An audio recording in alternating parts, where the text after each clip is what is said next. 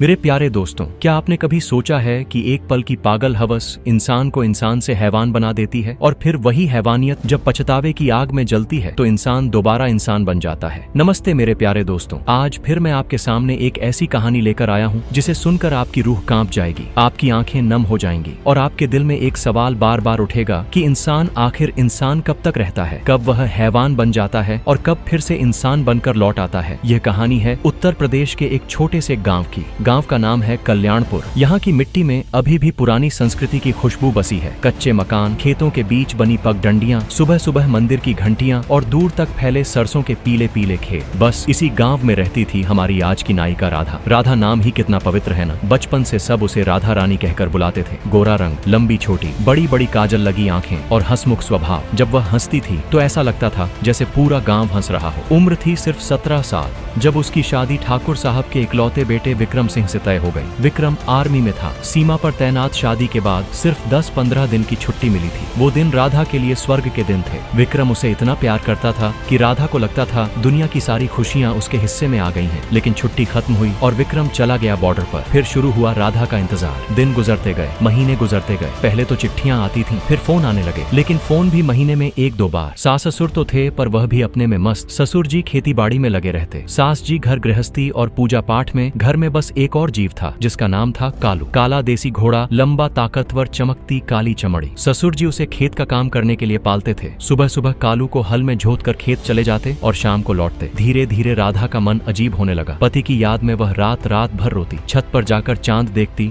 और सोचती कब आएगा मेरा विक्रम, कब गले लगेगा मुझे, कब मेरे सूने जिस्म में फिर से जान डालेगा। दिन में वो घर का सारा काम कर लेती, लेकिन जैसे ही रात होती उसकी आंखों के आगे अंधेरा छा जाता। नींद नहीं आती थी। वो चुपके से छत पर चली जाती। वहां से घोड़े का बाड़ा दिखता था। कालू चांदनी में चारा चबाता रहता। उसकी चमकती काली चमड़ी, उसकी मांसपेशियां, उसकी ताकत। राधा घंटों उसे देखती रहती। शुरू में वह खुद को समझाती, राधा यह पाप है, यह गुनाह है। लेकिन हवस दोस्तों, हवस जब सिर चढ़कर बोलने लगे तो इंसान की सारी अक्ल गायब हो जाती है। राधा का मन दिन ब दिन बेकाबू होता गया। वो दिन में भी कालू को देखने लगी। जब ससुर जी खेत चले जाते वह बाड़े के पास जाती, हाथ फैलाकर उसे पुचकारती। कालू भी उसकी आवाज सुनकर हिनहिनाने लगता। राधा को लगता जैसे वो उसकी पुकार सुन रहा हो। फिर एक दिन वो दिन आया जिसने राधा की जिंदगी हमेशा के लिए बदल दी। शाम का वक्त था। ससुर जी खेत गए थे, सास जी मंदिर। राधा अकेली थी। उसने देखा कालू बाड़े में बेचैन हो रहा था, बार बार जमीन खोद रहा था। राधा का दिल तेज धड़का। उसने सोचा बस आज देख लेती हूँ कि आखिर मेरे अंदर यह आग क्यों सुलग रही है। वो चुपके से बाड़े में गई। कालू ने उसे देखा और पास आ गया। राधा ने डरते डरते अपना हाथ उसकी गर्दन पर फेरा। पहली बार उसने कालू की ताकत को इतने करीब महसूस किया। उसकी गर्म सांसें, उसकी मजबूत छाती। राधा की सांसें तेज हो गईं। उस दिन कुछ नहीं हुआ, लेकिन उस दिन के बाद राधा की रातें बदल गईं। अब वह रोज रात को छत पर जाती, कालू को देखती। फिर एक रात चांद पूरा था, गांव में कुत्ते भी नहीं भौंक रहे थे। राधा ने धीरे से दरवाजा खोला। पैरों में आवाज ना हो इसलिए नंगे पांव थी। उसने कालू का रस्सा पकड़ा और उसे घर के पीछे वाले पुराने कमरे में ले गई। वो कमरा सालों से बंद था। उसमें सिर्फ पुराना बिस्तर और एक मटमैला बल्ब था। राधा ने दरवाजा बंद किया। उसकी सांसें तेज थीं। उसने अपना दुपट्टा उतारा, फिर आंचल सरकाया। कालू पहले तो डरा, पीछे हटा, लेकिन राधा ने उसे प्यार से पुचकारा। उसकी आंखों में हवस की ऐसी आग थी कि कालू भी शांत हो गया। फिर जो हुआ दोस्तों, वो मैं आपको शब्दों में बयान नहीं कर सकता। वो पाप था, वो गुनाह था, वो इंसानियत का कत्ल था। पूरी रात वो कमरा सिर्फ सांसों, हिन्नाहट और राधा की दबी हुई चीखों से गूंजता रहा। सुबह जब राधा बाहर निकली तो उसके पैर कांप रहे थे, चल नहीं पा रही थी। कमरे के अंदर खून के छींटे थे, उसके शरीर पर नीले काले निशान, काटने के गहरे दांतों के निशान। लेकिन उसकी आंखों में एक अजीब सी तृप्ति थी। अगले दिन से यह सिलसिला रोज का हो गया। राधा अब पहले से ज्यादा सतर्क थी। वो गांव के बाहर मेडिकल स्टोर जाती, मुंह पर मास्क लगाकर। दुकानदार से सबसे ताकतवर व्याग्रा जैसी गोलियां मांगती। दुकानदार ने एक बार पूछा, बहन जी यह तो इंसानों के लिए भी खतरनाक है। राधा ने मुस्कुराकर कहा, मुझे पता है भैया, मुझे इंसान के लिए नहीं चाहिए। दुकानदार सन्न रह गया, लेकिन पैसे देखकर चुप हो गया। राधा गोलियां चारे में मिलाती, कालू की ताकत दुगनी हो जाती और फिर रात का वही सिलसिला। कभी पुराना कमरा, कभी बाड़े में, कभी खेतों के बीच। राधा का शरीर अब निशानों से भर गया था। उसकी चाल बदल गई थी। सास को शक हुआ। वो चुपके चपके राधा पर नजर रखने लगी। एक रात सास ने देख ही लिया दरवाजे की झिड़ी से। जो नजारा देखा उसकी चीख गले में ही दबकर रह गई। उसने ससुर को जगाया, दोनों रोए। फिर फैसला किया घोड़े को बेच देंगे। लेकिन इससे पहले ही गांव में बात फैल गई। किसी ने देख लिया